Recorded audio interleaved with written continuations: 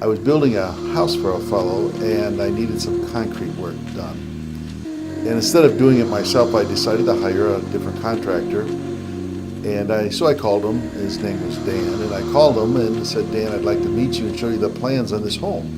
He said, "All right, I'll be working in Marion tomorrow. Why don't you give me a call on the way and I will meet up with you." So I left home the next day on the way to Marion, and Marion's about 15 miles from my home, so I was a few miles away. Called him, and the phone number went right to voicemail, and I tried again, and I figured out that either he doesn't have his phone on or something's wrong. That very second I thought, well, either I turn around because I have no idea where he's at. It could be 5 miles this way or north or south. And so I decided, I said, well, God, you know where this fellow's at. I don't know where he's at. So I'm asking you to show me where this fellow's at. You know he's doing concrete work today. I need to find him. So I prayed a little prayer and off I went. Got there, got into the city of Marion, and the first person I see is a policeman. And I thought, well, maybe he knows somebody pouring concrete. So I pulled over and I said, "Sir, would you happen to know anybody pouring concrete today?" And he looked at me like with this dumbfounded look like, "Why are you bothering me with this stupid question?" And I said, "Well, I'm trying to meet somebody, but I don't know where he's at. And I was wondering if you have seen anybody pouring concrete." He says, "No." And it was like, "Get out of here, get away from me." So I left. I turned the corner to the left, and I went down a block in this town of Marion. I turned to the right, and there was a little traffic behind me, but I stopped traffic. And I stopped this fellow, and I said, "Sir," and he rolled down his window. I said, "Do you happen to know anybody pouring concrete today?"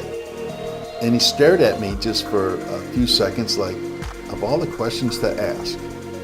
He said, "Well, what's the guy's name you're looking for?" And I said, "Well, his name is Dan, and he's pouring concrete somewhere here in town." He says, "Well, he's at my house. Why don't you follow me?" So I followed him around for a while and got to his house. And I step out of the car, and there's the man that I wanted to meet. His name was Dan, like I said. And the man who led me there said, "Aren't you the fellow that has a foam truck for sale?" He then hired me for 6 months' work at a very gracious price. He bought our foam truck, which was a big help for me financially because I got a percentage of the sale of that truck. Then he also, the next day, wrote me a check for $12,000 for furniture he purchased from us, because that's what I do, a lot of remodeling and liquidating of hotels. And my point of the whole story was, the average guy might have turned around thinking, well, I don't have any way of knowing where this fellow is. But I thought, I have GPS, and it's God's provision system.